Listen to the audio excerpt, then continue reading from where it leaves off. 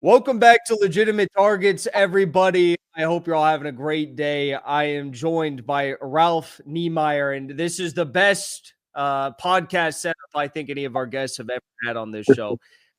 If you don't know Ralph, he is a German author, journalist, and filmmaker who is very active in German politics, fighting for German sovereignty. Now he is currently in Moscow, as you can see, and he's trying to restore peace and relations and all the good things that go along with that, including, of course, healthy business ties, which would positively impact the lives of European people and German people in particular in huge ways. So, Ralph, thank you so much for joining me today. How are you doing? Thank you very much, Jackson. Well, I'm brilliant here. It's good weather today. No snowstorm.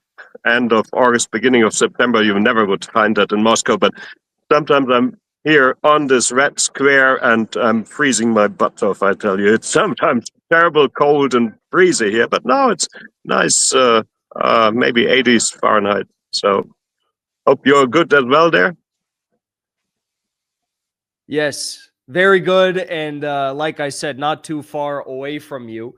So I should start off asking you, what are your thoughts about the current state of affairs with the special military operation? This is post the Trump-Putin meeting in Alaska. I'd like to know your thoughts in particular about the Europeans and how they are blockading any sort of peace efforts. Yeah, I think it came as a big shock for the European leaders to see President Trump and President Putin get on that well with each other in Alaska. And I think the most important meeting was really the airport meeting, where you saw from the gestures of both leaders that they appreciate each other. And they were sitting in the same car driving off the airfield there, which is also an unusual intimacy, let's call it. And I think in these 10 minutes they were in the car, they probably fixed everything they wanted to talk, even without any advisors who may spit into the soup the one way or the other, as we always know. You know, you have a foreign minister, you have a security advisor, you have a bunch of people around that who may sometimes tarnish the results. And the deals between President Trump and President Putin probably were fixed just in the first minutes of their meeting. And we all saw these images where they were getting on very well and even charming each other and all that, you know, and they're both alpha animals, so to speak. So that they get on well with each other is good news for world peace. And it's bad news for everyone who wants to tarnish that and who wants to get the, I call it the old world order, in one or the other way back. And that is basically, it is our German leader, Mr. Merz, who is standing up saying we want to have a very powerful military again. And he even says again. I mean, we know where it led to 80 years ago. I mean, it's terrible to think that a German chancellor can say these things and is not being kicked out of this office. I mean, it's unthinkable.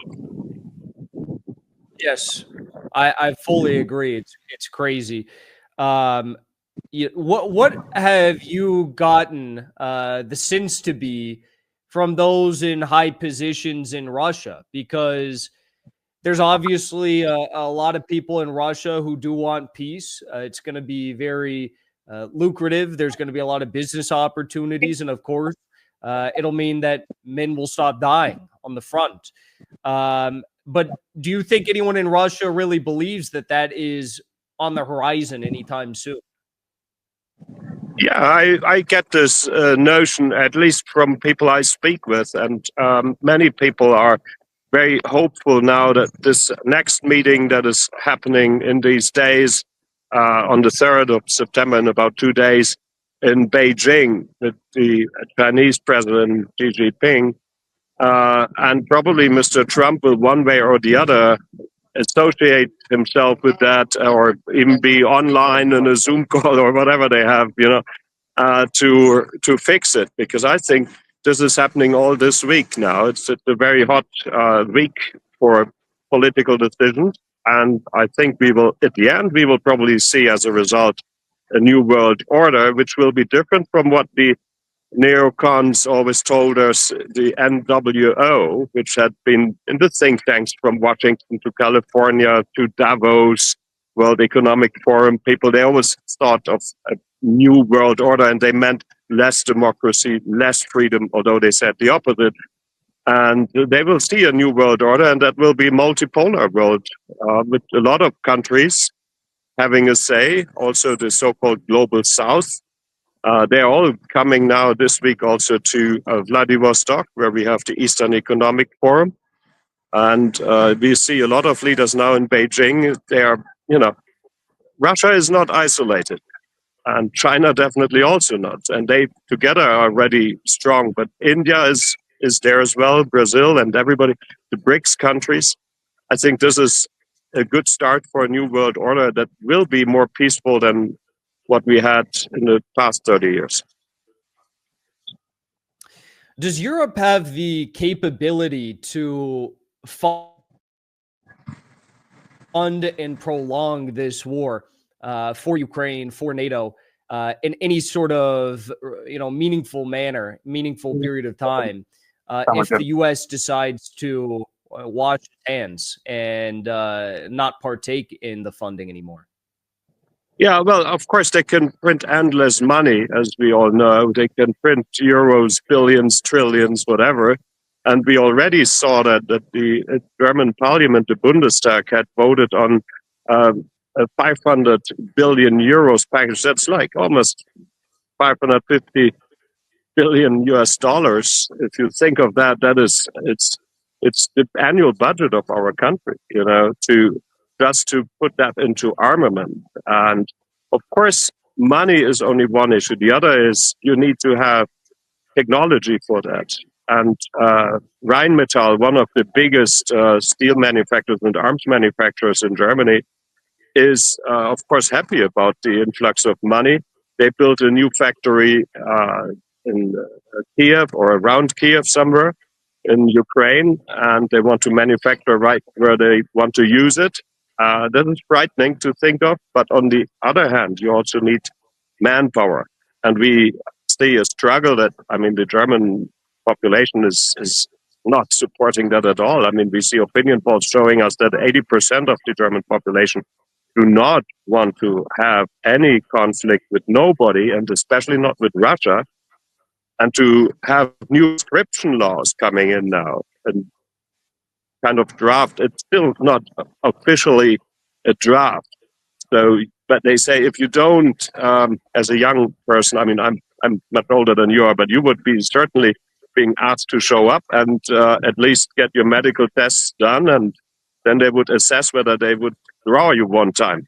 They wouldn't draw you immediately, but if they say you're, good material for the German army, they take people, and that is what I'm frightened of. And I see the possibility. Yes, they can prolong the war, but it is not very popular in Germany and Western European countries as well. It's nobody wants that. The population doesn't want that, and politicians trying all tricks now to talk us into it, that it is necessary to prevent Russia from taking over Western Europe and all that. But I say, what do they want from us? We don't have resources.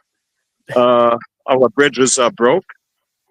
Infrastructure is collapsing because one didn't invest in the neoliberal times. One didn't invest any into the roads and our beautiful motorways. Yeah, they're still working, but what would they want from us? No one can answer that question. They don't need more territory. Russia is the biggest country on the planet, so and not very populated. So territory is not the issue. Otherwise, they would have asked Alaska to come back or what. Yes, exactly. When you look at the European economies, you mentioned this a little bit, but they're still applying new rounds of sanctions, still trying to shove these through. The most recent large one, I believe, was approved in May. And now we see this week, the United Kingdom has the highest inflation rate in the past 19 months. How is Germany faring? How are the people doing? And has this, presumed economic suffering changed the minds of the German people towards this conflict, or are most people still vehemently anti-Russia and pro-Ukraine? Well, it has changed a lot, I can tell you, because as you rightly mentioned, the economic situation in all these states, also in Great Britain, of course, they have a lot of economic problems, not only because of that, but also because of their financial crises they've produced in the past decades. But it's in Germany, we still have industry in comparison to Britain, which doesn't have much industry anymore. We still have a backbone of our industry is the SMEs, and they are all energy intensive because they are working with steel. They need Russian gas, and they don't get it in 3 years now, and we have to buy LNG through other countries, mostly, also from the US. We get, of course, LNG from the US, which is ridiculous to think that you put gas on the tanker and ship it with diesel vessels over the ocean to be unloaded in Hamburg or somewhere. It's a crazy situation and makes it very expensive. And that is why our economy is in a downturn. All these sanctions have had the effect that we were shooting ourselves into our own foot. That's what I would say. People are very angry about that because they see their energy costs going up through the roof. And cold winters are always coming, although the climate change people tell us it isn't happening, but it is. And people are worried about their jobs because industry like Volkswagen or motor companies, they are all cutting down. Some even move capacities to other countries, also to the United States of America, where President Biden at that time offered tax reduction packages and inviting them to come over. So it's bad, and people feel that, and of course they combine that with Ukraine. They saw this last week. It was actually that German Chancellor Friedrich Merz said that our social system was not sustainable anymore, and that we would have to expect further cuts in our pension scheme and our healthcare systems and all that, which was beautifully organized at one stage, And at the same time, the finance minister and vice chancellor, the SPD social democrat, Mr. Klingbeil, went to Kiev and met Mr. Zelensky, the president, or wannabe president of Ukraine, who he promised another 9 billion euros at the same time. So you cannot say, the chancellor says we don't have money, and the vice chancellor goes and says, oh, here in Kiev, I spend 9 billion euros on you guys. It's very open, and I'm absolutely happy about that, because I see that everyone can now understand the masks are falling. Have you faced a lot of, political state suppression in Germany, or from the German government rather, for saying these things? Because it's really a life or death issue, I think, for the German state. When you look at what's happening to manufacturing, when you look at the energy prices, Nord Stream, so on and so forth, risking a direct involvement in this conflict, as you mentioned, with the supplying and manufacturing of weapons now, even on the territory. So what has the German government done to you? Have they targeted you in any way? Yeah, well, I was in return that. So Nord Stream 2 should have been opened, and the German government under Chancellor Scholz at that time didn't do nothing about it.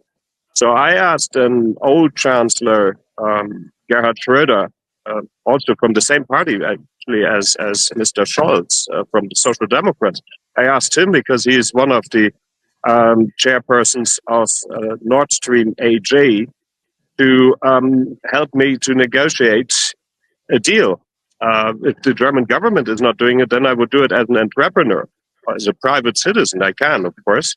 It's a bit big for one person to stem, but yeah, well, it's not illegal to do that. And there were never sanctions against Russian gas.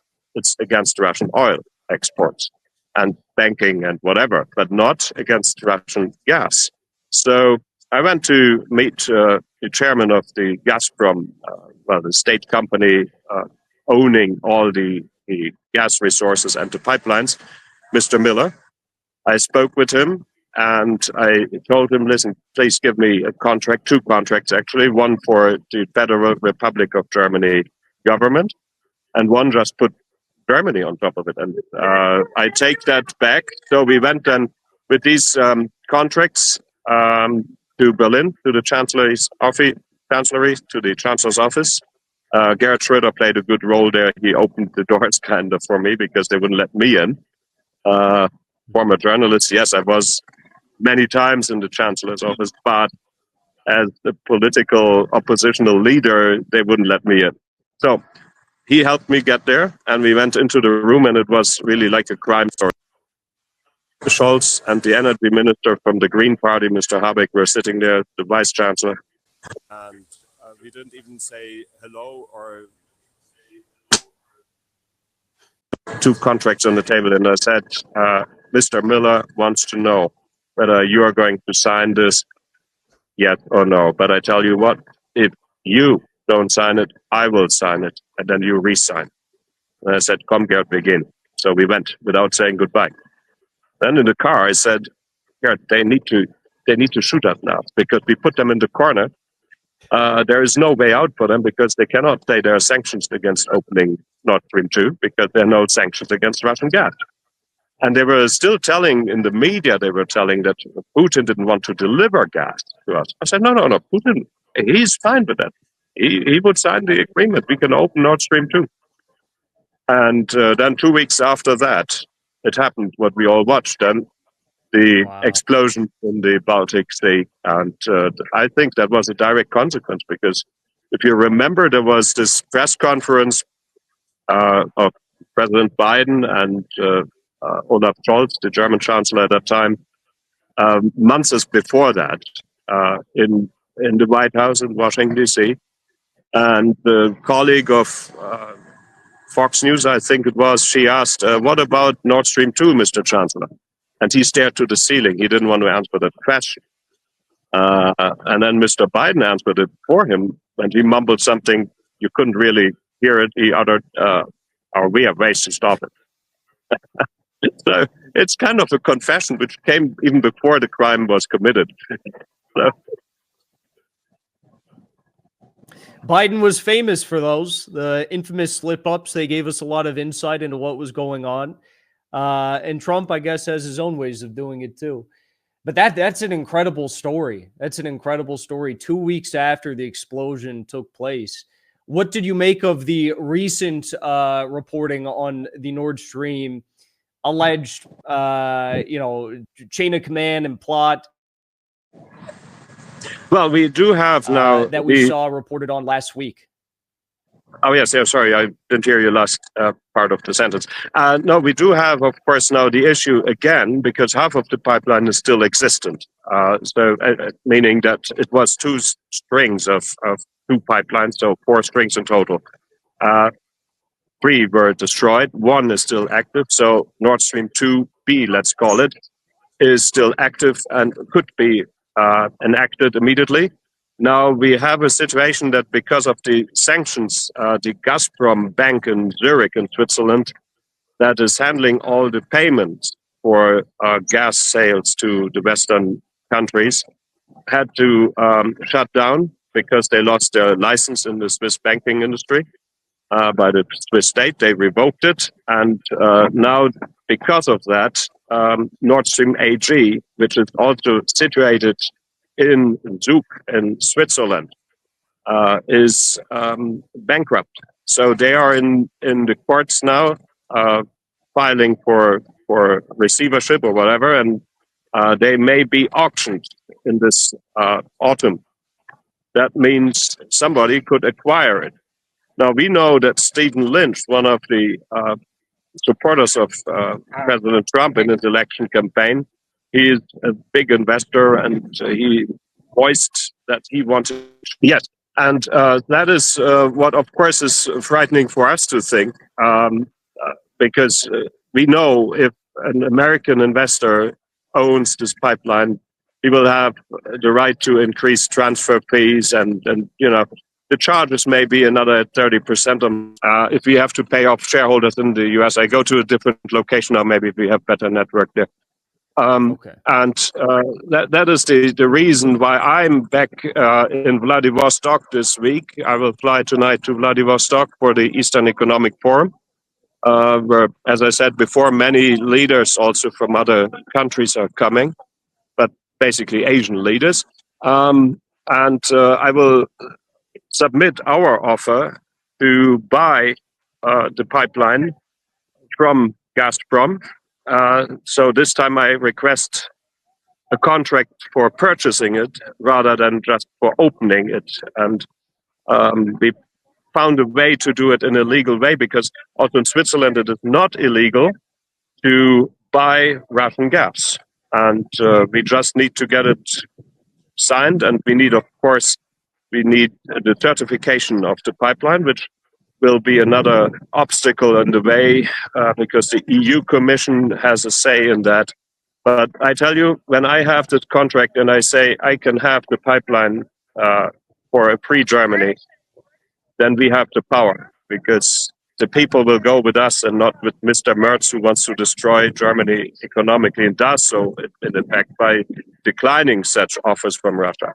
So I say the one who has the gas, the one who has the energy supply secured, that is the man with the power. So I'm looking at that, and if you ask me my personal fate in this, I'm not seeking a political position. I just want to get this sorted so that our people have again a prosperous and industrial life, and not end up like in the Morgenthau scenario of the Second World War. There was the idea to make Germany a farming state. Luckily, the Americans didn't go for that. The American government at that time decided to support us with the Marshall Plan instead, to bring us back to life after 1945 and help us raise our industry again. Well, I wish you the best of luck. It's I'm not envious of the position you're in. That seems like a very tall order, but if anyone has the capacity to make it happen, I know you do. So Ralph, thank you so much for joining me today. Is there anywhere you'd like to shout out for people to follow along with you, maybe on social media or a blog or anything like that, to stay up to date with everything that you're doing? Yeah, well, there is. We have two possibilities. One is the Telegram channel, Niemeyer Officiel. I send you the link if you like. And we have Facebook under my name, Ralph T. Niemeyer. You find me on Facebook, and I usually post at least once a day or so some news on what we are doing and how much progress we made. Very good. Thank you so much for joining me today. No, thank you very much, Jackson. It's great to talk to you, and I'm always happy to see a young colleague who is carrying the flame further, because we old journalists, we are going out, and now we have new journalists who are really looking for the truth. That is very good and gives me a good feeling. Thank you for that. Thank you.